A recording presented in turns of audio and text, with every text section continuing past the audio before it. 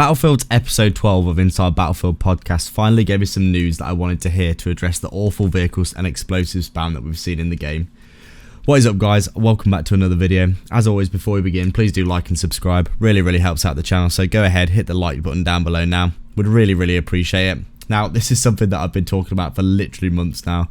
It's honestly become worse and more prevalent in recent updates as well. Vehicle and explosive spam is something that I've been talking about ad nauseum in my videos, and it's one of the main reasons that I do tend to get killed in the game, to be honest. I mean, the Condor flying tank of death with the grenade launchers is just an absolutely ridiculous situation, to be honest, considering it's a transport vehicle, and that's been something that's been going on now for a good amount of time, a very long time. Another one of my personal pet peeves was a LAT-V sitting with a 50mm cannon in their spawn where you can't actually get to them to destroy them, sat on a hill just blasting people basically for the whole game, or sat on a roof somewhere, deployed on a roof, and they're just blasting people across the map, not actually being used for their purpose, which is obviously a transport vehicle to try and get people into the point. Not only are they wasting the transport vehicle for their teammates, but they're also just griefing the opponent with basically no recompense whatsoever against what they're doing. Obviously, as well, more spammable explosive devices and weapons being added to the game recently. I'm looking at you. SPH launcher has also been a massive issue for the game.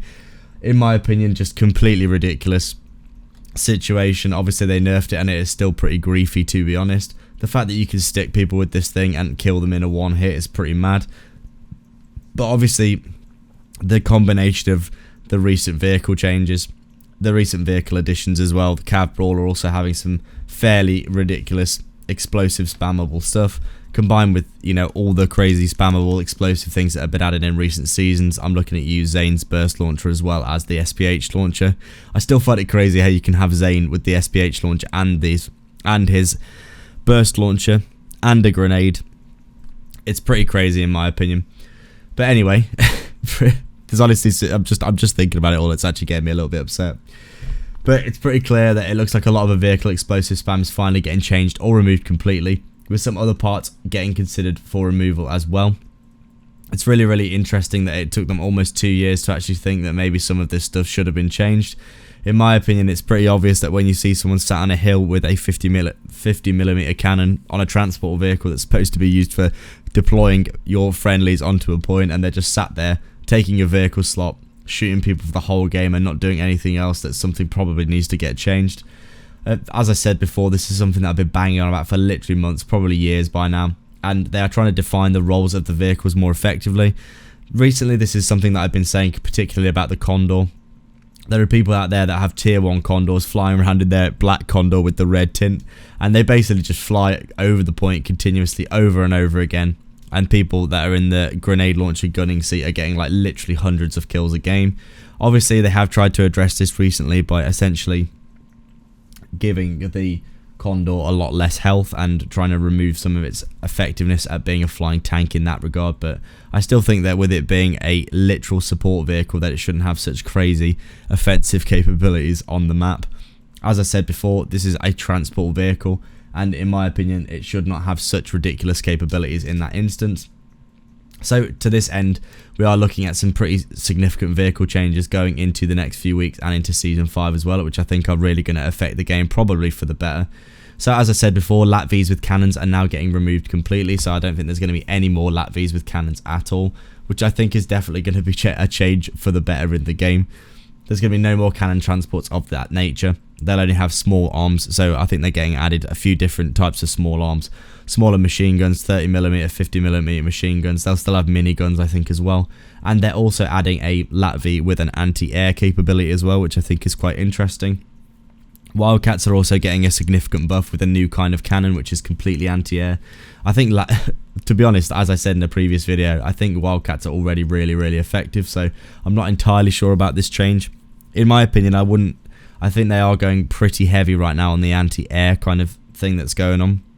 I think maybe to deal with Condors, etc. a bit more effectively, but I think they wouldn't need to add extra anti-air if the actual air vehicles weren't as crazy effective as they are.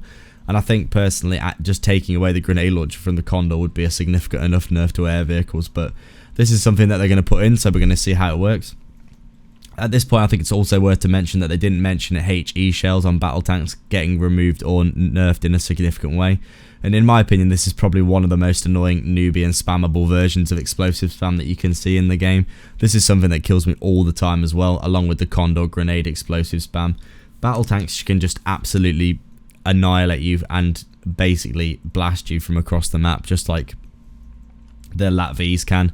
But it's an even bigger explosive range, etc. And it's just because they have infinite ammo as well, there's really no limit to how much they can grief enemy teams.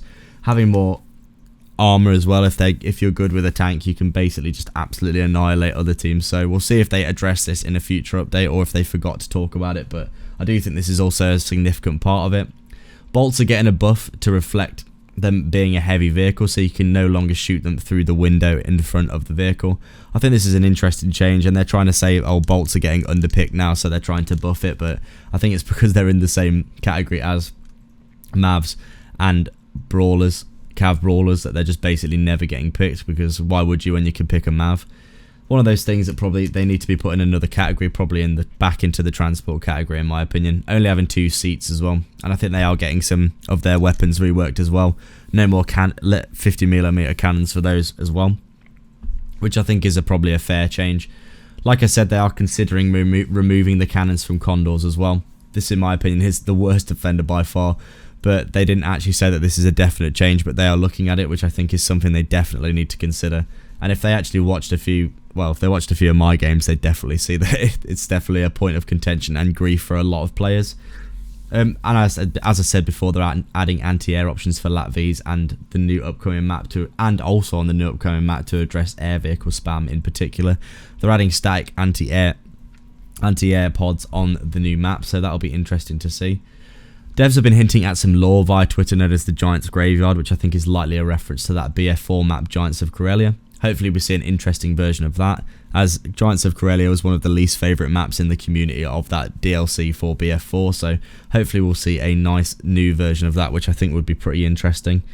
Irish also received a pretty severe nerf to his APS system in the recent update that we're going to see, giving it a cooldown after a window of functionality. I think it's it basically works for 5 seconds and then it has a cooldown of 7.5 seconds after that, and it's reducing its effectiveness against some forms of explosives. I think EMP grenades and C5s can get into it now and shut it down or destroy it. As I said, I'm not sure how severely this is going to affect the meta, but it seems likely that this is just going to give attacking teams even more of an advantage than they already do, if I'm being completely honest.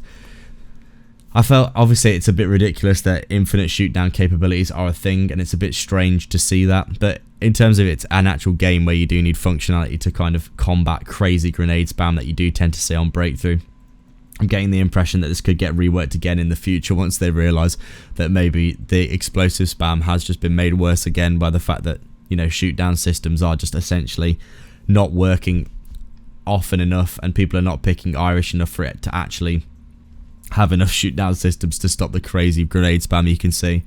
You know for a fact that when people are throwing down loads and loads of boxes and loads of grenades are coming through, that, you know, having those shoot-down systems there really do actually, you know, give the defenders a little bit of an advantage. We all know that attackers have a crazy advantage on most maps, and they often win much more often than defenders do. So also, I think it's worth mentioning, I don't know if I mentioned this before, but Dozer is getting a few small buffs, being able to use his shield while on zip lines and having his movement buffed overall with his shield as well, so he can better traverse maps and use his shield more effectively.